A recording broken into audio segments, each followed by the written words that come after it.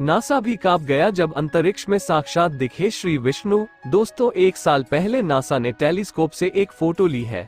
NASA ने इस photo को मिस्टिक माउंटेन कहा है, जिसे देखकर नासा के साथ साथ इस दुनिया का हर व्यक्ति आश्चर्यचकित रह गया और सवाल उठाता है कि आखिर उस तस्वीर की सच्चाई क्या है और ये तस्वीर किस तरह से वेदों एवं पुराणों से जुड़ी हुई है। सबसे पहले आपको भगवान श्री कृष्ण की ये बातें जान लेनी चाहिए, जो भगवत गीता के एक श्लोक में कहा है, अहमात्मा गुडाकेश सर्वभूताशय स्थितः अहमादिश्च मध्यम च भूतानां एव च। अर्थात मैं इस दुनिया के हर जीव में मैं हूँ, कण कण में मेरा ही वास है। जीवों की आत्मा मैं हूँ, मैं ही आरंभ हूँ, मैं ही मध्य हूँ और अंत में भी मैं ही रहूंगा। वहीं दूसरी तरफ अगर हम वेदों एवं पुराणों की बात करते हैं तो पता चलता है कि भगवान विष्णु को 3 श्रेणियों में बांटा गया है। पहला है महाविष्णु, वो परमात्मा जिन्होंने संसार का बीज बोया और इस दुनिया में जो कुछ भी मौजूद है ये सब सिर्फ इन्हीं की वजह से है। हमारी आत्मा, यहाँ तक कि हमारी बुद्धि भी, सब कुछ महाविष्णु की ही देन मानी जाती है। दूसरा है क्षीरोदकशाय विष्णु। जब हम बात करते हैं कि हर जगह भगवान है, हवा में, मनुष्य में, धरती में, कण कण में, अर्थात छोटी सी छोटी चीज में भी भगवान है, तो वह बात की जाती है क्षीरोदकशाय विष्णु की। तीसरा है गर्भोदकशाय विष्णु। भगवान गर्भोदकशाय विष्णु के रूप में इस ब्रह्मांड के भीतर गर्भ सागर में स्थित है और उनकी नाभि से कमल का फूल उगता है। भगवान ब्रह्मा उस कमल के फूल से उत्पन्न हुए हैं और भगवान ब्रह्मा से इस भौतिक संसार की रचना शुरू होती है। ऐसे में आपको भी बहुत से धार्मिक ग्रंथों में क्षीरोदकशाय विष्णु की तस्वीर देखने को मिल जाती होगी, जो कि कोई काल्पनिक तस्वीर नहीं है बल्कि वेदों पुराणों को समझकर बनाई गई तस्वीर है। इस तस्वीर को ध्यान से देखें और अब नासा द्वारा निकाली गई तस्वीर को भी ध्यान से देखें, जिसे नासा ने मिस्टिक माउंटेन का नाम दिया है।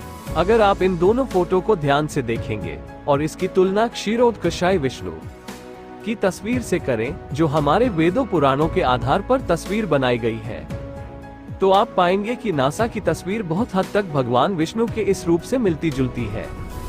इसके 2 महीने बाद नासा की टेलीस्कोप द्वारा एक दूसरी तस्वीर खींची गई, जिसे हैंड ऑफ गॉड का नाम दिया गया।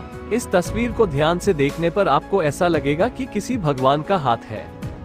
जब यह वाली तस्वीर नासा द्वारा लोगों के बीच आई तो लोग आश्चर्यचकित रह गए और दोनों ही फोटो को भगवान से जोड़ते हुए बड़ी तेजी से सोशल मीडिया पर वायरल करने लगे। धीरे धीरे इन दोनों तस्वीरों ने पूरी दुनिया में तहलका मचा दिया। कुछ लोगों ने हाथ वाली तस्वीर के लिए ये भी कहा कि ये तस्वीर ब्रह्मांड के अंतिम चोटी से निकलती हुई दिखाई दे रही है और उंगलियों के ऊपर सुदर्शन चक्र है। इसका मतलब ये हुआ कि आप माने या ना माने, इस दुनिया में हर चीज, यहाँ तक कि पूरी की पूरी दुनिया भगवान विष्णु के अंदर ही विद्यमान है। इसीलिए समय समय पर प्रकृति ऐसे चमत्कार दिखाती है जिसे देखकर वैज्ञानिकों के भी होश उड़ जाते हैं। लेकिन अफसोस ये है कि वैज्ञानिक इन सभी बातों पर बहुत विश्वास नहीं करते। जब ये तस्वीर ट्विटर और इंस्टाग्राम पर आई तो लाखों करोड़ों लोगों ने इसे भगवान क्षीरोदकशाय विष्णु जी की ही तस्वीर मानी और यह भी कहा कि क्षीरोदकशाय विष्णु अपनी योग निद्रा में विश्राम कर रहे हैं।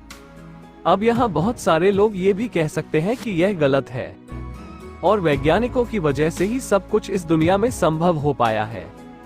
वैज्ञानिकों ने ही विज्ञान द्वारा इस दुनिया को उत्पन्न किया है। दोस्तों, आपके आसपास भी ऐसे विचारों वाले व्यक्ति जरूर होंगे और वैज्ञानिक भी इसे ही सच साबित करने के लिए बिग बैंग की थ्योरी सामने रख देते हैं, जिसके मुताबिक कहा गया है कि इस ब्रह्मांड की उत्पत्ति एक बड़े से गोले के विस्फोट से हुई है। अब यहाँ ये सवाल उठता है कि वो बहुत बड़ा गोला आया तो आया कहाँ से? साथ ही हर प्राणी की मृत्यु क्यों होती है और क्यों नहीं विज्ञान मरे हुए प्राणियों को जिंदा कर पाता है? ऐसे बहुत से सवाल हैं और इसीलिए कहा जाता है कि जहाँ पर विज्ञान की सोच खत्म होती है, वहीं से वेदों पुराणों में लिखी गई बातें शुरू होती है। फिर ऐसी बहुत सी चीज है जिन्हें विज्ञान अभी तक समझ नहीं पाया है, लेकिन वेदों पुराणों में ये सभी बातें पहले ही बताई जा चुकी है। पौराणिक काल की बात करें तो उस समय दुनिया इतनी उन्नत थी कि अपनी ही शक्तियों की मदद से ईश्वर को देखा भी जा सकता था और उसे समझा भी जा सकता था, जिसे विज्ञान के लिए सोचना भी संभव नहीं है। और यहाँ तक कि पहुँचने की तो बात ही दूर है।